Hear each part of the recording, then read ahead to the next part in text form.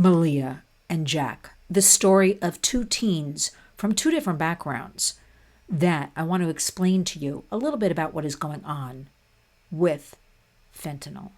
Now, don't turn this off because I need all of you to listen for a couple of minutes. But first, I need all of you to subscribe to our channel. We are finding out that people are subscribing and being unsubscribed. I don't know what that's about. We also have a newsletter. If you go to lynswarriors.org, scroll down on the right side, e-newsletter. Sign up for it. People are telling me they're subscribed and not getting the newsletters. And we actually have a new one going out this week for October. I want to drive home. Well, before I start that, thank you. Thank you for all of the donations. My office is packed with goods that have been donated for our giveaway coming up in a couple of weeks here in New York. And I am very humbled from the bottom of my heart. I've been working on so many different initiatives and activities for the Warriors to help our communities in need. And that being said, let us also pray, send what we can, do what we can. I'm in the middle of New York. I don't know where you are. For everybody suffering from this horrible storm Helene in Tennessee and Georgia and Florida, the Carolinas. It's just complete devastation. Okay, now speaking of complete devastation, we really have to learn how to take care of each other, or at least attempt, or at least talk about it. Maylia and Jack. I want all of you, go to our Facebook page, go to our Twitter, at Lynn's Warriors. I made it very easy for you to read this very thorough composition article about these two teens coming, one from a seemingly, middle-class, very good family, and the effects of fentanyl, illicit fentanyl, because remember, fentanyl used correctly in a hospital setting is a good drug, but the illicit, we have to always say illicit fentanyl. And then this teen Maylia, who grew up with a drug-addicted mother, an older sister who was a dealer. Maylia was taking care of her younger sibling, common story we hear here at the Warriors. And when her sister was incarcerated, she took over the business. She was known in her high school, as a dealer. And just devastating. When you read this and you read the effects, Maylia and Jack, and the bottom line, and I don't want to give away the ending of this story because it's very well done and very thoroughly done. It will give you a complete understanding what is happening across America in our own towns, cities, and rural areas, and affects whether you are a vulnerable child, whether you are a child of privilege, everybody. This illicit fentanyl is cut into all of the drugs, pretty much all of the drugs these days. We have upwards of 70% of all pills being dealt are cut with fentanyl. Fentanyl is, just let's break it down easily, coming from China. Why they are not held more accountable, I can't figure out.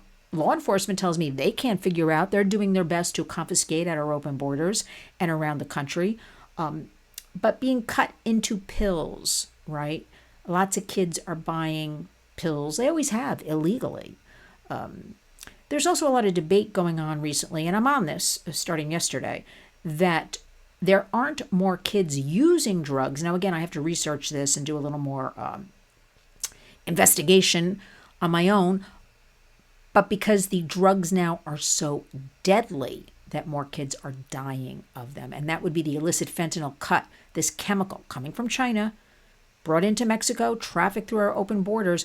It is being cut into the opioids. And something interesting in this article about Maylia and Jack, and your heart just breaks at the end of it. I'd like everybody to really read it. Again, our Warriors Facebook and Twitter page. And then let's come back and discuss this because it's sticking with me. It's sticking with me how they each came from this different background, how they each came together, the effects of this illicit fentanyl on both of them. And it's just tragic and devastating. We know that one pill kills. Again, but the fact that Maylia, and I'll give you a little bit about the story because, again, I want you to read it for yourself so we can then discuss. She was known in her high school and she was known to authorities. Jack went away to a rehab facility. He was not tested ever for fentanyl. We know, this is what we know. Remember that it's always higher. 22 American kids die every day from fentanyl. That's enough to fill an average sized classroom. It's probably more.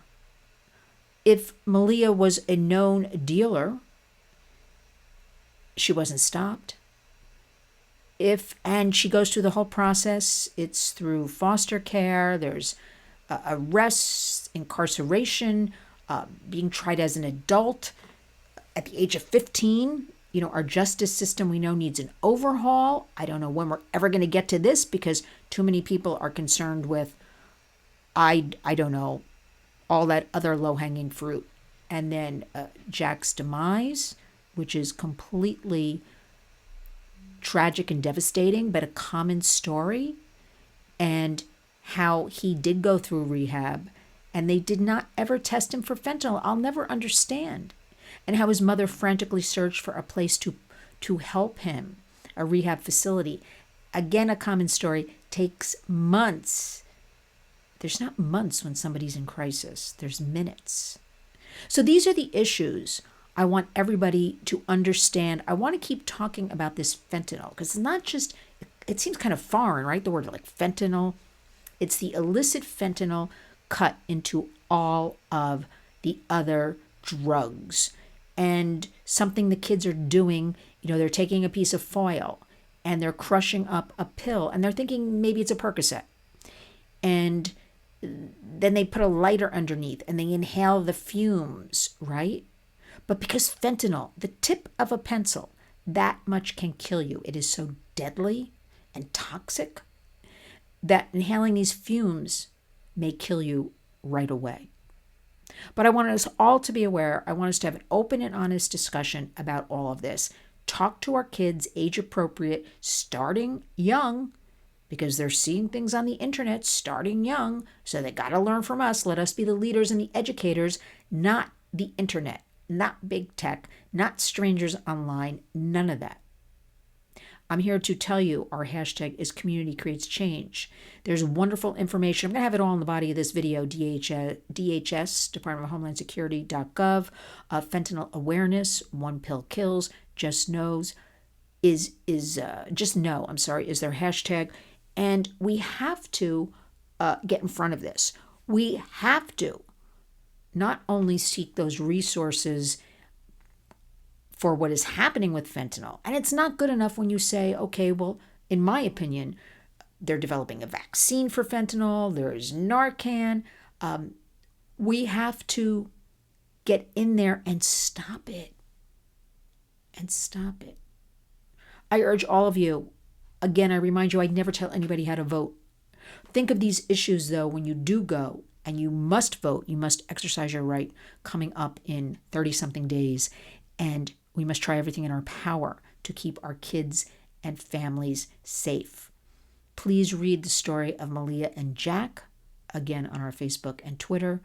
Understand what is happening. Don't turn a blind eye. Don't tune this out. Because you know what? It's happening to all of us. Remember all of this. Vote with your heart and vote who will help us stop all of this. This predation on our children, this death on our children, this horror coming from China through Mexico, through our open borders. And honor our hashtag Community Creates Change by talking to your children honestly and openly.